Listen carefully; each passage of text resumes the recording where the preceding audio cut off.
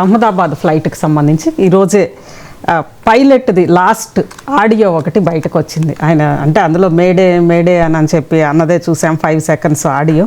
ఏంటి దానికి సంబంధించి? అంటే మేడే కాల్ అంటే ఏంటంటే ఇది ఫ్రెంచ్ వర్డ్ మే ఏడర్. మే ఏడర్ అంటే మేడర్ కాదు, మేడర్ అంటే ఫ్రెంచ్ వర్డ్ హెల్ప్ మీ అని. సో ఏడర్ అంటే హెల్ప్ కదా, ఏడ్ అంటే. సో ఈ మే అంటే మీ నన్ను, సో నన్ను మమ్మల్ని కాపాడండి, హెల్ప్ మీ అని. మేడర్ అసలు ఫ్రెంచ్ వర్డ్ మేడర్, దాని మేడే అని పాపులర్ అయింది ఆ వర్డ్. అది ఏవియేషన్ లాంగ్వేజ్ లో చాలా ప్రామినెంట్ వర్డ్ ఇది. సో ఎందుకంటే ఇది ఈవెన్ ఏవియేషన్ లో కాదు, నాకు తెలిసిన వరకు నావీలో కూడా పడతారు. సో ఇది ఏంటంటే తన ప్రాణాలకు కానీ తాను నడుపుతున్న విమానానికి కానీ ఇక తీవ్రమైన ప్రమాదం ఉంది, తన కంట్రోల్లో లేదు అన్నప్పుడు పైలట్ ఇచ్చే సిగ్నల్ని మేడే అంటారు. సో ఏమిచ్చాడు అంటే ఆ క్షణంలో అంటే 1:38 1:38 మధ్యాహ్నానికి సర్దార్ వల్లభాయ్ పటేల్ విమానాశ్రయం అహ్మదాబాద్ నుంచి ఈ బోయింగ్ 787 అనే విమానం పైకి లేచింది. 1:39కే వచ్చింది ఇది. అండ్ థ్రస్ట్ నాట్ అంటే థ్రస్ట్ లేదు అని. అంటే థ్రస్ట్ లేదు అంటే ఏంటంటే అందరూ ఎక్స్పర్ట్ చెప్పింది ఇదే. దీనికి ఎందుకు పడిపోయింది అన్నది ఎవరము ఖచ్చితంగా చెప్పలేము. అంటే బ్లాక్ బాక్స్ దొరికింది ఇప్పుడు. ఈ బ్లాక్ బాక్స్ అంటే వాస్తవంగా అది బ్లాక్ కలర్లో ఉండదు, అది ఆరెంజ్ అండ్ ఎల్లో కలర్లో ఉంటుంది, ఆరెంజ్ ఆర్ ఎల్లో. కానీ దాని పేరు బ్లాక్ బాక్స్ అని వచ్చింది. ఇందులో cockpit voice recorder, flight data recorder అని ఉంటుంది. సో అందువల్ల ఆ చివరి మూమెంట్స్లో జరిగిందంతా రికార్డ్ అవుతుంది. సో అది ఓపెన్ అయితే తప్ప మనకు విషయాలు తెలియదు. ఈలోగా ఎక్స్పర్ట్స్ అందరూ చెప్పింది అంటే ఇదే థ్రస్ట్ అని.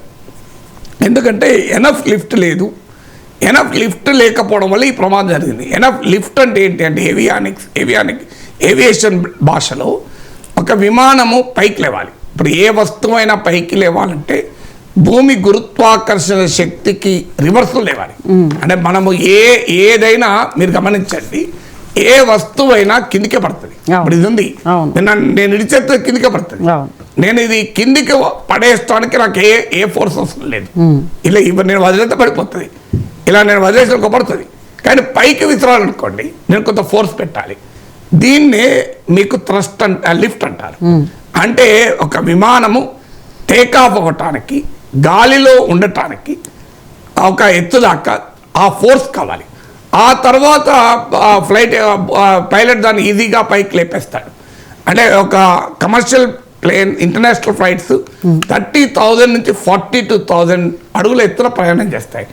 ఇప్పుడు ఇది 624 feet దగ్గర ఇక పైకి ఎగరనప్పుడు థ్రస్ట్ లేదు అంటే ఈ ఎనఫ్ లిఫ్ట్ లేదు అని మెసేజ్ ఇచ్చారు. అంటే అందరూ ఎక్స్పర్ట్స్ ఊహించిందే ఇది. సో అందరూ ఊహించిందే అంటే ఎయిర్ ట్రాఫిక్ కంట్రోలర్కి మెసేజ్ వస్తుంది.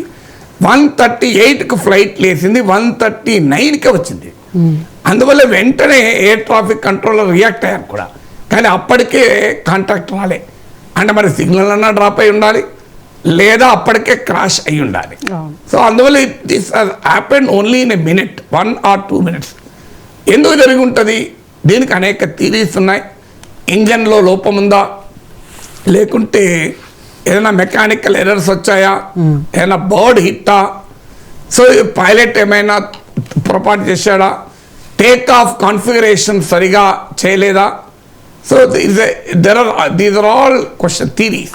ఇందులో ఏ థీరీ నిజమో ఎవరికి తెలియదు. Will have to wait. Black బాక్స్ను డీకోడ్ చేసేంత దాకా వెయిట్ చేయాలి. ఇప్పుడు ఇది కారణం కాదు తెలిసింది. మీరు పైలట్ లాస్ట్ చివరి మెసేజ్లో విమాన ప్రమాదానికి కారణం తెలియలే, విమాన ప్రమాదం ఎందుకు జరిగిందో తెలిసింది, ఎలా జరిగిందో తెలిసింది. ఎలా జరిగింది ప్రమాదం అంటే థ్రస్ట్ లేకపోవడం వల్ల. అది అందరూ చూస్తేనే అర్థమవుతుంది కదా, వీడియోలను చూసే చెప్పారు ఎక్స్పర్ట్స్. మనమేమి ఎక్స్పర్ట్స్ కాదు, కానీ వీడియోలను చూసిన ప్రతి ఎక్స్పర్ట్ చెప్పింది అందరూ కామన్గా ఒప్పుకున్నది ఆ లిఫ్ట్ లేదు. అంటే పైకి లేవటానికి అవసరమైన ఫోర్స్ లేదు. ఆ ఫోర్స్ లేకపోవడం వల్ల జరిగింది. ఫోర్స్ ఎందుకు లేదు అన్నది కారణం. ఫోర్స్ లేదు అన్నది వై తెలియదు మనకి ఇప్పటికీ. హౌ అనేది అర్థమైంది, వాట్ అనేది అర్థమైంది, వై మాత్రం తెలియదు. వై తెలవాలంటే ఇంకా కొన్ని వారాలు పట్టచ్చు, నెలలు. Black box open, black box decode చేయాల్సింది. రైట్. థ్యాంక్ యూ నాగేశ్వర్ గారు.